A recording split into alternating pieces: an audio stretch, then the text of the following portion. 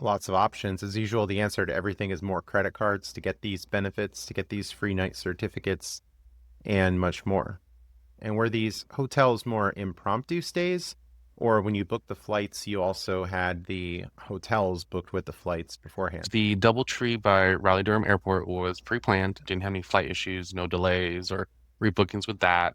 And then the Hyatt House in Jersey City, that was pre-planned. I had an event to go to in Manhattan, so that was booked.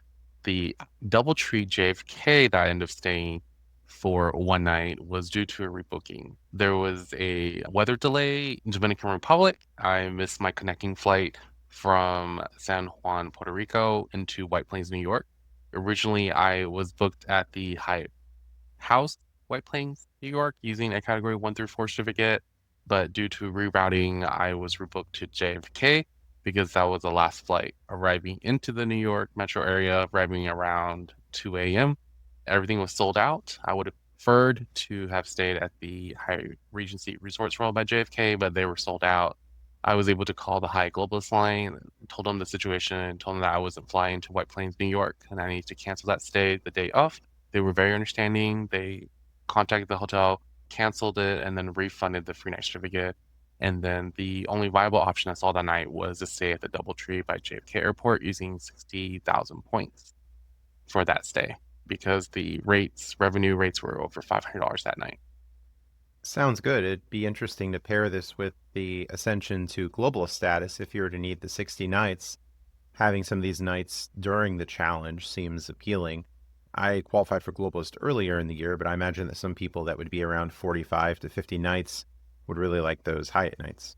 Yeah, of course. And then right now, Hyatt personal credit card has an interesting promotion. So if you apply between now and then the year, they're giving you double elite night credits every night you're staying at the hotel from now until the year. And then also through the end of January of 2026, you earn two elite night credits instead of just the one. So that's an interesting proposition for those people that are on the fence in regards to getting the Hyatt personal credit card from Chase.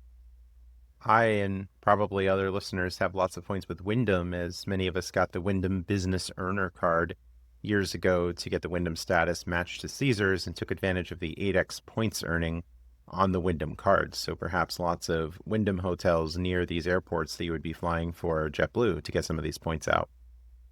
I am not a seeker of Wyndham hotels. I do have some points, and the points I had, I actually transfer them to United for this month. They have a 25% hotel transfer bonus for transferring points from different hotel programs into the United Mileage Plus program.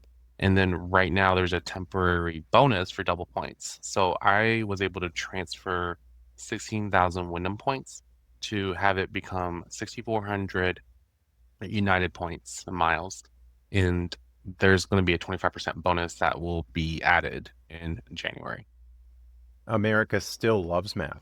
You got to do the math when you're doing all these calculations, the Yes. points, the redemption. I'm not super obsessed with it, but that's one way to compare value. As we have this first world problem of too many points and too many programs, perhaps expirations looming in the future. So lots of options. Nice versatility using these points